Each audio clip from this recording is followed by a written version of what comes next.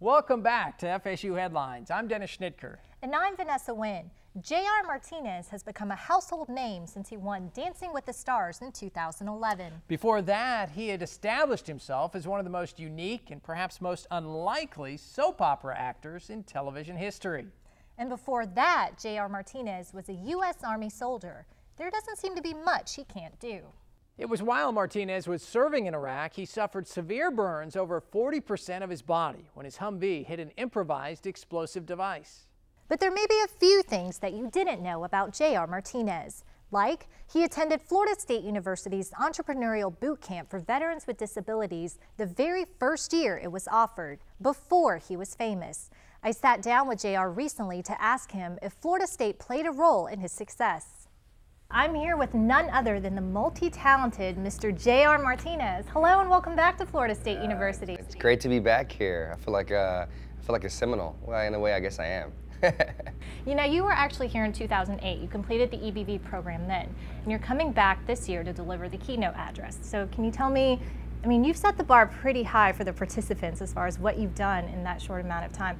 What are you hoping the participants will take back with them from your message? I just want these guys to understand, men and women, to understand that they have an amazing opportunity, and they're here, but it's up to them to seize the opportunity and to make something of it, because at the end of the day, I mean, we can throw everything at them, but if they don't want it, then it's not going to happen. How has going through the EBV program helped you with your career specifically? It taught me about branding, it taught me about marketing, it taught me about, how to put myself together in regards to making myself look more professional. How do I approach people? And when I learned about that elevator pitch, and I had done a lot of press and a lot of things, but it's just sitting here talking to somebody when you're doing an interview. It really doesn't teach you the whole element of being an entrepreneur. And in a sense, I was starting to become an entrepreneur. I didn't know it. I didn't know what an entrepreneur necessarily meant, but that's what I was becoming. I was becoming a brand, and I needed to understand that and think of myself as the business module that I am in a lot of ways. And that's what these individuals coming here, they have a business idea.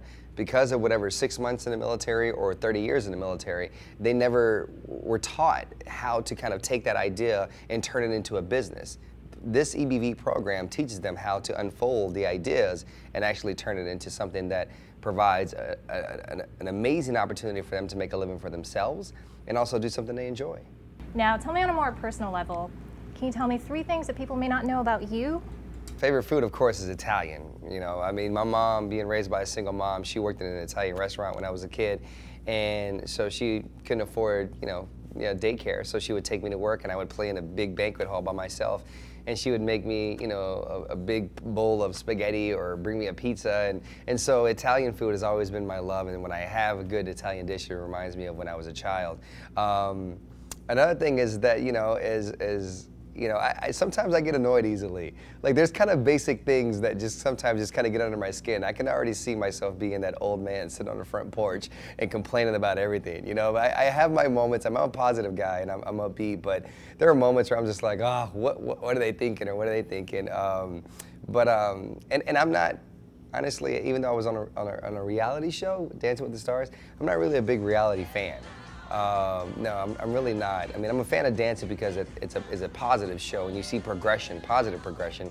But a lot of other reality television, I'm not really the biggest fan, so I wouldn't be the person to indulge in that conversation. So you're a military veteran, motivational speaker, you're a dancing champion, a soap opera star. I mean, is there anything that you can't do? I'm just kind of curious.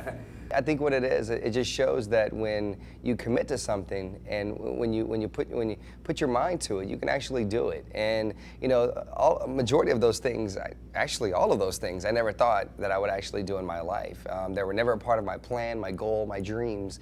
And here I find myself doing all of those things and doing them pretty well. The next thing is I'm working on writing a book, and so I've had an amazing opportunity to be able to do a lot of great things, and that's the example that, it's not about I set the bar high with amongst these attendees. It's about them realizing what's their own bar and where they need to set it for themselves. It's not about trying to catch JR's bar. It's about setting your own bar for yourself. And it starts with, maybe it starts here. And then once you reach that, then it starts there. Then once you reach that, then you go, because that's how I started. And at the end of the day, I'm human. And a lot of the things that I've been through are no different than what maybe someone else has been through, or maybe they've been through more. So if I can do it, you know, just building off of the strength of the things that I've gone through in my life, come on, you're not going to sit there and tell me in my face that you can't do it. I won't buy it. So speaking of Dancing with the Stars, going into the show, did you think you would ever compete, let alone win the entire thing? I'm a very confident guy already, and I definitely had a confidence factor to where I felt good about going to the finals. I felt good about going to the finals, and then once I got into the competition, then my mindset started to change where I can possibly win this. The only concern I had was going up against, you know, the Kardashian clan. You know, are you going to get more votes than them? And, you know, the great thing about the military is that you have a big military community that supports, you know, their own, and we stick together. And so I think my military community really kind of pulled me through. Is there anything else you'd like to share with us for the interview? The biggest thing I want to share is just, you know, say thank you to the whole, you know, the staff, everybody on campus at Florida State for supporting this amazing program, for welcoming it. It's been, you know, a few years now that this program has had troops come here, and there's a lot of troops that leave this campus and feel like, you know what, I have everything I need. So just thank everybody, you know, from the very top all the way to the very bottom. If you're a volunteer, if you're on staff, if you're just a student on campus, everyone, every element, you know, thank you for allowing these troops and their families to feel welcomed and to know that there is an amazing opportunity here for them to take advantage of. So it's because of you that you're making an impact in their lives. So thank you.